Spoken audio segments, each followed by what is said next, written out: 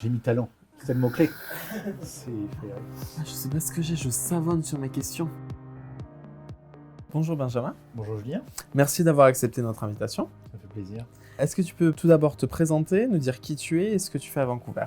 Je m'appelle Benjamin Stoll, je suis directeur général de Réseau Santé Colombie-Britannique, qui est un organisme provincial à but non lucratif qui fait la promotion de la santé en français.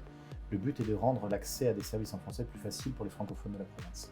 Très bien, et depuis quand tu es arrivé à Vancouver? Ça fait maintenant 3 ans et demi que je suis arrivé avec ma femme à Vancouver. Et qu'est-ce qui vous a décidé à venir au Canada et quelles étaient vos attentes? On cherchait un pays principalement anglophone qui nous permette de nous améliorer en anglais et d'expérimenter une vie à l'étranger en toute sécurité, on va dire, où ma femme pourrait travailler, conduire et pas avoir de soucis particuliers avec la culture locale.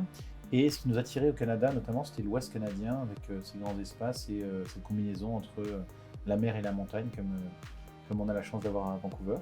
Et aussi l'Ouest, parce que le français pouvait être un atout comparé à la côte Est.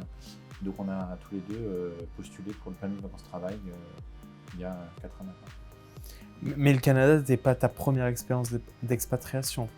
J'avais travaillé aux États-Unis par le passé, dans des camps d'été pour faire des stages, mais j'avais pas eu cette envie de m'installer aux États-Unis par rapport à la culture que j'avais pu expérimenter là-bas. Ce que j'aime au Canada, c'est cette envie de tempérer les choses, le respect profond qu'il y a entre les gens. Ce que je découvre après 3 ans et demi ici, qu'il y a une certaine superficialité parfois dans les échanges, mais on arrive à passer outre quand on connaît un peu mieux les personnes.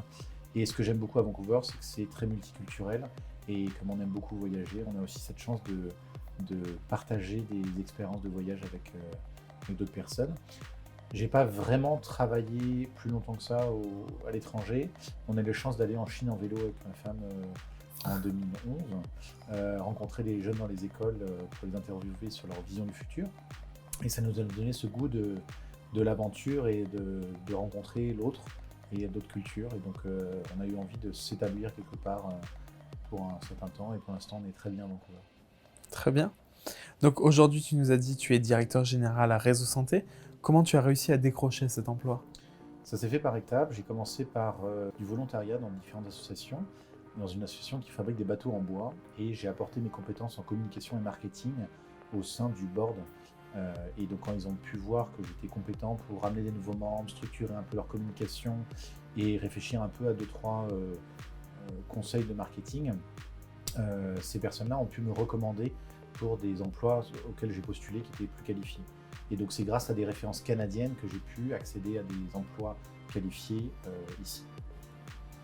Et quel a été ton parcours au sein de Réseau Santé? Ça fait combien de Réseau temps? Santé, ça fait maintenant 3 ans, je suis dans cet organisme.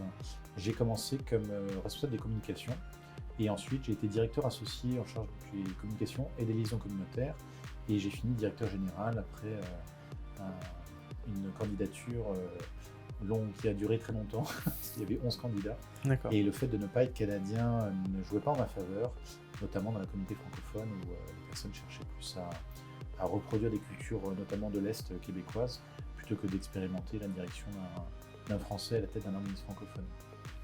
Très bien. Sur toute cette partie recherche d'emploi, quelles ont été tes principales difficultés? Principale difficulté, effectivement, c'est de faire valoir ses compétences par une référence locale. Les Canadiens vont très peu souvent appeler nos références en France, parce que déjà le concept de time zone est très particulier pour eux, et qu'ils ne vont pas penser qu'un Français puisse parler anglais. L'autre chose, c'est d'arriver à prouver qu'on est capable de travailler aussi bien qu'un Canadien. On a la chance en France d'avoir des très bonnes formations, et ça nous amène, quand on nous laisse la chance de prouver qu'on est capable, de montrer qu'on arrive à faire de très belles choses. Donc c'était ça ma difficulté, c'était le manque de réseau, et c'était le manque de preuves que j'étais capable de faire le job. Et selon toi, avec cette expérience et ce retour, quel serait le conseil que tu voudrais partager à un nouvel arrivant francophone? Déjà, je lui dirais félicitations de venir dans l'Ouest, parce qu'il y a moins de gens qui arrivent jusqu'ici. Donc c'est-à-dire qu'il y a une certaine énergie, une certaine volonté d'arriver, notamment en Colombie-Britannique. Je dirais de ne pas lâcher, de continuer sur cette bonne énergie et de faire son réseau, faire son trou, prouver qu'on est capable d'aller à tous les événements de networking possibles et inimaginables, se faire un réseau aussi bien francophone qu'anglophone, jouer sur toutes ces passions, ces centres d'intérêt, parce que c'est en étant intéressant qu'on va susciter l'intérêt chez les personnes. En montrant de la curiosité pour ce qui se passe ici, que les personnes vont vouloir nous faire découvrir un peu leur monde, et du coup on va devenir plus proche d'eux et vont pouvoir comprendre un peu de quoi on est formé, quels sont nos centres d'intérêt, nos compétences. Et je dirais que voilà, c'est toute cette énergie-là, cette envie de rien lâcher qui fait qu'on va y arriver. Donc un nouvel arrivant, il faut qu'il s'équipe correctement avec un numéro de téléphone local, un LinkedIn à jour, travailler son anglais, travailler son vocabulaire de son secteur, être capable d'expliquer ses expériences et ensuite s'engager rapidement sur des premières expériences canadiennes pour avoir des références locales. Très bien. Donc ça fait 3 ans et demi au Canada, directeur général, jeune papa. Quel est le bilan aujourd'hui que tu tires? Un bilan très positif. Effectivement, après 2 ans, j'avais donc une résidence permanente.